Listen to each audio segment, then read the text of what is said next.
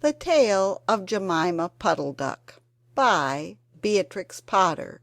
A farmyard tale for Ralph and Betsy.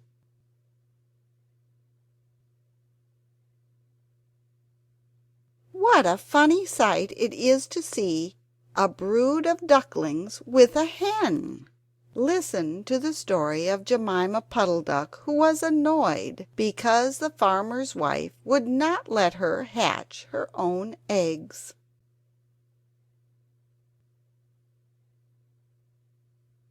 Her sister-in-law, Mrs. Rebecca Puddle-Duck, was perfectly willing to leave the hatching to someone else. "I have not the patience to sit on a nest for 28 days, and no more have you, Jemima.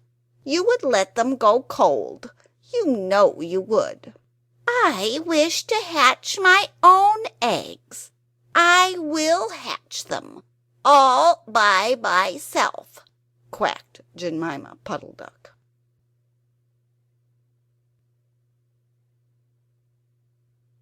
She tried to hide her eggs, but they were always found and carried off.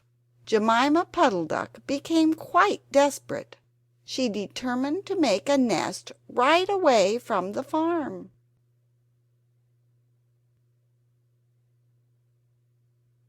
She set off on a fine spring afternoon along the cart road that leads over the hill. She was wearing a shawl and a poke bonnet.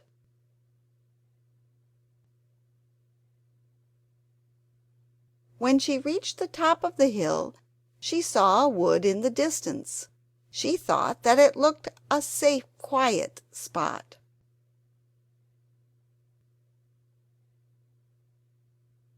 Jemima Puddle-Duck was not much in the habit of flying. She ran downhill a few yards, flapping her shawl, and then she jumped off into the air.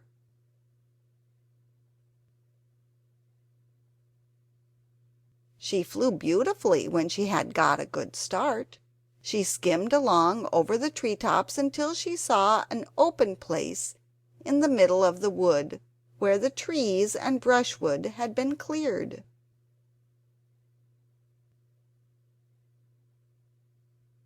Jemima alighted rather heavily and began to waddle about in search of a convenient dry nesting place. She rather fancied a tree stump amongst some tall foxgloves. But, seated upon the stump, she was startled to find an elegantly dressed gentleman reading a newspaper. He had black prick ears and sandy-colored whiskers. "Quack!" said Jemima Puddle-Duck, with her head and her bonnet on one side. "Quack!"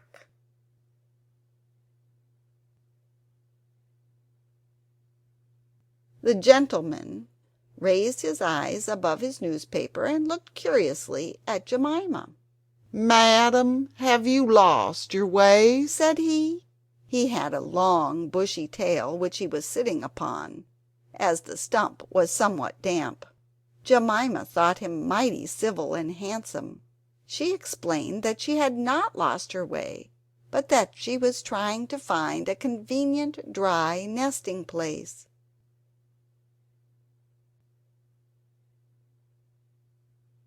"Ah, is that so, indeed?" said the gentleman with sandy whiskers, looking curiously at Jemima. He folded up the newspaper and put it in his coat-tail pocket. Jemima complained of the superfluous hen. "Indeed, how interesting! I wish I could meet that fowl. I would teach it to mind its own business."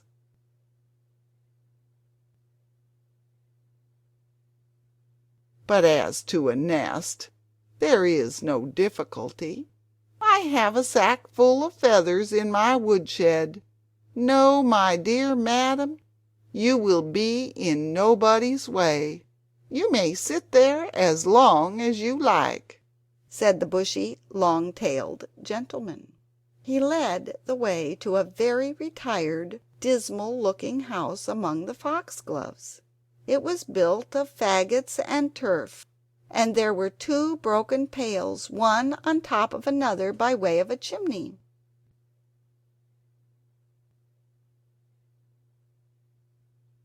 "This is my summer residence. You would not find my winter house so convenient," said the hospitable gentleman. There was a tumble-down shed at the back of the house made of old soap boxes. The gentleman opened the door and showed Jemima in.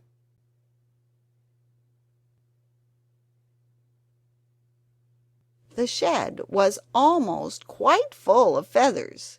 It was almost suffocating, but it was comfortable and very soft. Jemima Puddle-Duck was rather surprised to find such a vast quantity of feathers, but it was very comfortable, and she made a nest without any trouble at all.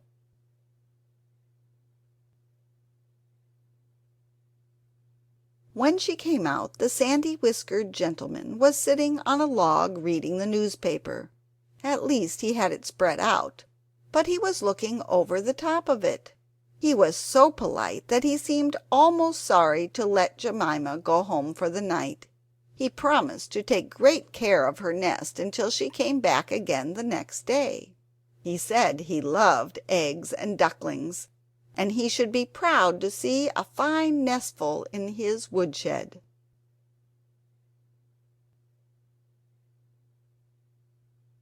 Jemima Puddle-Duck came every afternoon. She laid 9 eggs in the nest.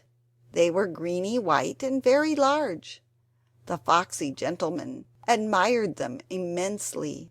He used to turn them over and count them when Jemima was not there. At last Jemima told him that she intended to begin to sit the next day. "And I will bring a bag of corn with me, so that I need never leave my nest until the eggs are hatched. They might catch cold," said the conscientious Jemima.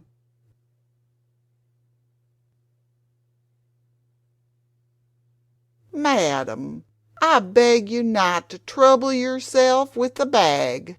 I will provide oats. But before you commence your tedious sitting, I intend to give you a treat. Let's have a dinner party all to ourselves. May I ask you to bring up some herbs from the farm garden to make a savory omelet? Sage and thyme and mint and 2 onions and some parsley. I will provide the lard for the omelet," said the hospitable gentleman with sandy whiskers.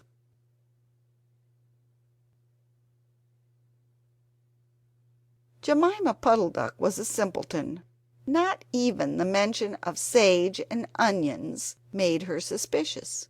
She went round the farm garden, nibbling off snippets of all different sorts of herbs that are used for stuffing roast duck.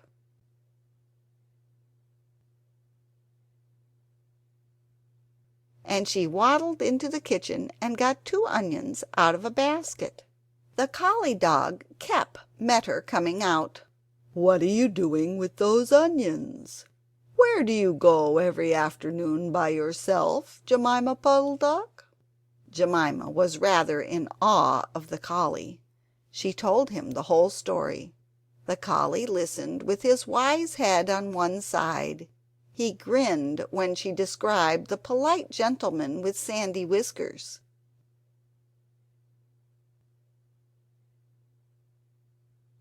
He asked several questions about the wood and about the exact location of the house and shed.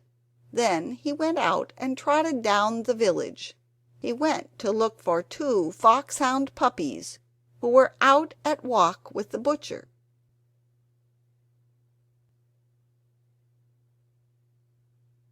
Jemima Puddle-Duck went up the cart road for the last time on a sunny afternoon.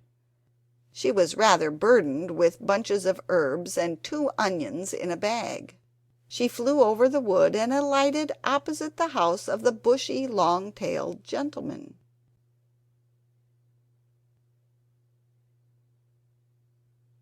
He was sitting on a log. He sniffed the air and kept glancing uneasily round the wood. When Jemima alighted, he quite jumped. "Come into the house as soon as you have looked at your eggs. Give me the herbs for the omelette. Be sharp." He was rather abrupt. Jemima Puddle-Duck had never heard him speak like that. She felt quite surprised and uncomfortable.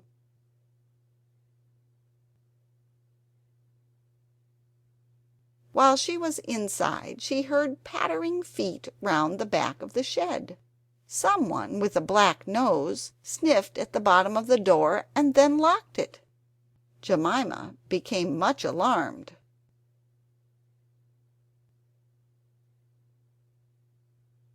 A moment afterward there were the most awful noises: barking, baying, growls and howls, squealing and groans. And nothing more was ever seen of that foxy whiskered gentleman. Presently Kep opened the door of the shed and let out Jemima Puddle-Duck.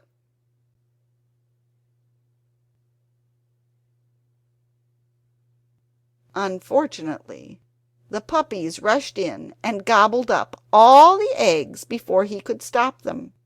He had a bite on his ear, and both the puppies were limping.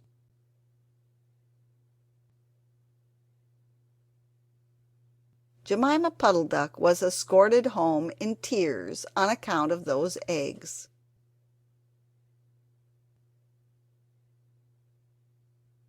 She laid some more in June, and she was permitted to keep them herself, but only 4 of them hatched. Jemima Puddle-Duck said that it was because of her nerves, but she had always been a bad sitter.